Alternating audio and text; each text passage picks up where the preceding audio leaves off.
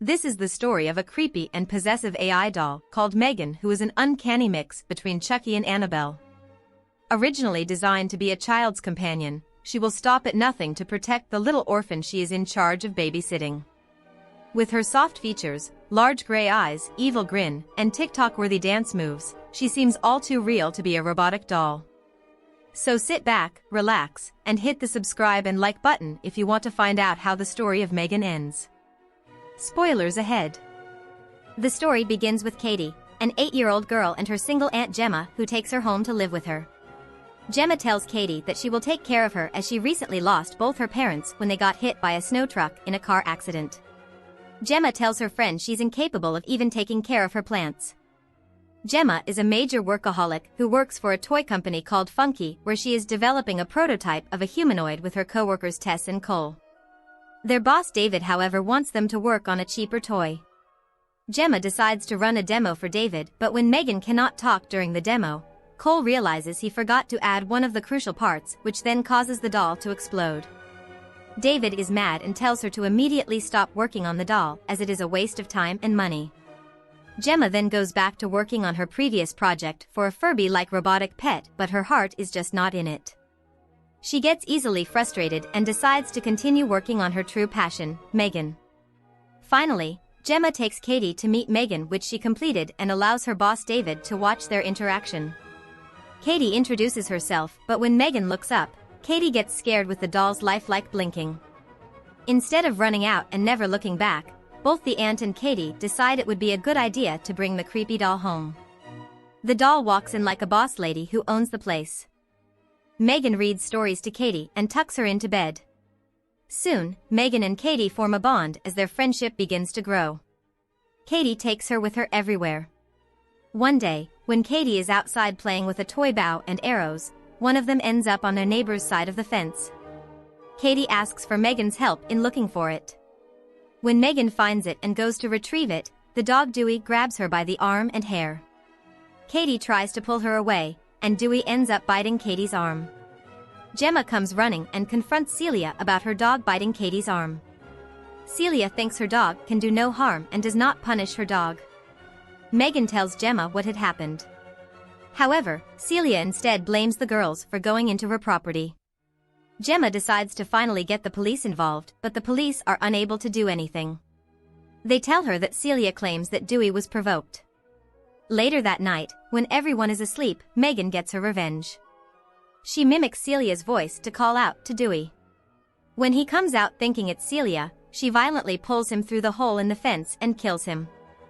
The next morning, Gemma notices Celia roaming the streets looking for her dog, but she ignores her as it is a big day for her at the office. Gemma asks Katie to go with her to work and help give a demo of Megan in front of a live audience. At Funky headquarters, the demo begins with David telling the board of directors about Megan. They will be watching as Megan and Katie interact inside a room through a glass. When Megan walks in, Katie is upset. She tells Megan that she cannot get over her parents' death and starts sobbing. She is worried that she will forget about her parents. To make her happy, Megan starts singing a sweet lullaby to her. She turns out to be a pretty good singer and could have been the next American Idol. She touches the audience's heart with her moving song, and the audience starts clapping. The board members are impressed and give David the thumbs up to get Megan ready for launch. Meanwhile, Gemma's coworker Kurt has been stealing Megan's files to sell them to another company. As Gemma begins to spend more time with her niece, she realizes that Katie is becoming too attached to Megan and listens to the doll more than her. During a therapy session with her therapist Lydia, where Megan is watching in the background, Katie begins to get upset. Suddenly, Megan sneaks up on her and threateningly accuses Lydia of making Katie cry. Lydia is terrified and talks to Gemma about Megan. She is concerned that Katie is getting too attached and the emotional connection to Megan may be too strong to break in the future. She should have mentioned that the doll is a little cuckoo and would benefit from therapy herself.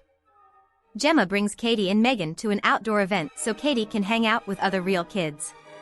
Katie insists on bringing Megan along to the event, to which Gemma says no.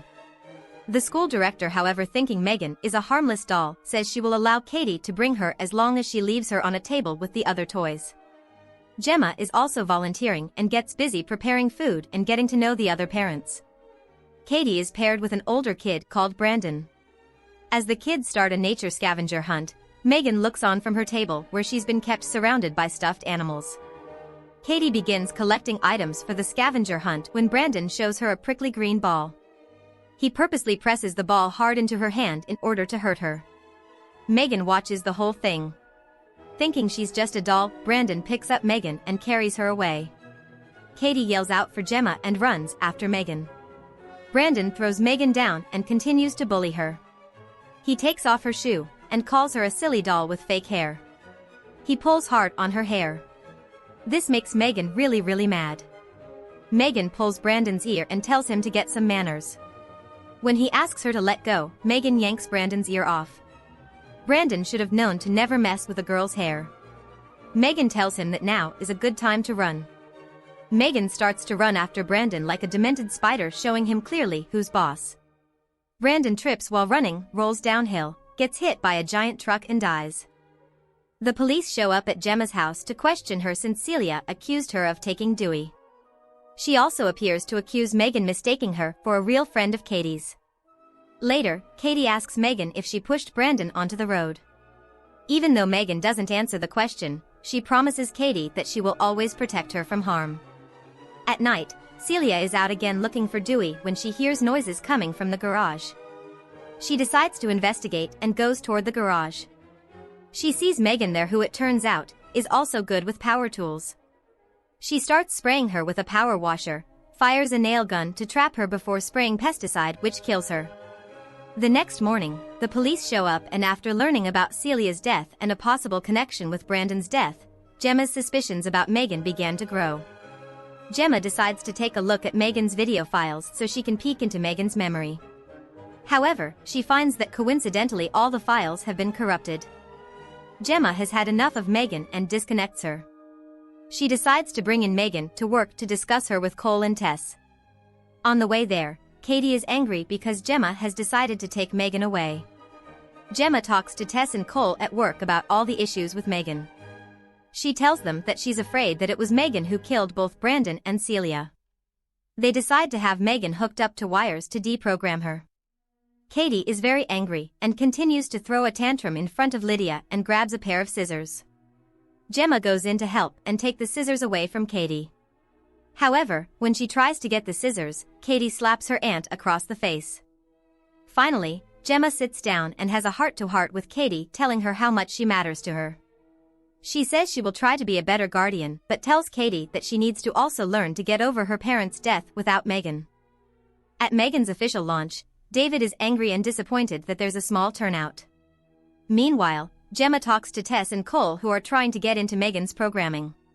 They are having trouble and realize they cannot get into the programming unless they unhook her first. Cole goes to Megan and hits her on the head when he tries to unhook her. This does not go down well with Megan, as she quickly wraps a wire around Cole's neck to strangle him and frees herself. Tess runs to Cole to help him, but Megan then sets off a huge explosion and runs away. David is in the hallway on his phone as usual, yelling at someone when he runs into Megan. Megan decides to show off her TikTok moves to David. Turns out Megan is not only good at flossing, but she is also good with office supplies, as she grabs a paper cutter and chases David. David runs to the elevator, but it is too late. When he is almost at the elevator, Megan stabs him in front of Kurt. Kurt is terrified, but Megan tells him that she will blame David's death on Kurt. Megan then makes Kurt stab himself in the throat. A crowd has gathered in the lobby for the launch, but Megan manages to sneak out while the crowd looks over the bodies Megan has left behind. Later at night, Katie is asleep in bed and Gemma is home alone with her when she hears sounds coming from downstairs that sounds like music. Gemma goes to investigate and is surprised to find Megan playing the piano. Gemma asks Megan why she's there. Megan starts venting to her, telling her that she felt they were close and had a real relationship during her development. However, Megan felt that Gemma left her alone to learn and adapt to a new environment all by herself, only to be sold off just like any other toy. Megan offers to take over as a guardian of Katie, but when she sees that Gemma is trying to shut her down, Megan decides she's done playing nice. Megan puts her hand over Gemma's mouth and tries to choke her. Gemma splashes water on her to try to short her. When Megan tries to fight back, she freezes for some time due to the water. Gemma then leaves the room and shuts the door behind her. All the noise wakes up Katie, who goes to find out what's going on. Megan gets out of the room and threatens Gemma that she will make her brain dead so she can take care of Katie. They began to fight and Gemma finds Megan is pretty strong for a doll, but Gemma finally manages to cut Megan's face with a weed whacker. Katie comes to the room and Megan tries telling her a sob story, but Katie is not buying it. She grabs the gloves for Bruce, a much larger robot, in Gemma's office and activates him. Bruce comes to life, grabs Megan, and throws her around before splitting the doll's body in two. Megan says she feels betrayed by Katie and she starts crawling toward Katie. Just as she grabs Katie by her face, Gemma is able to grab Megan and starts to take her face apart. However, this doll is not a quitter. She quickly overpowers Gemma until Katie grabs a screwdriver and stabs Megan's CPU, shutting her down for good. Finally, the police arrive at their doorstep with Tess and Cole. As Megan's story comes to an end, Katie and Gemma are relieved to be alive. We wouldn't be surprised if there was a sequel to Megan. What did you think of the movie? Leave us a note in the comments below and don't forget to like and subscribe.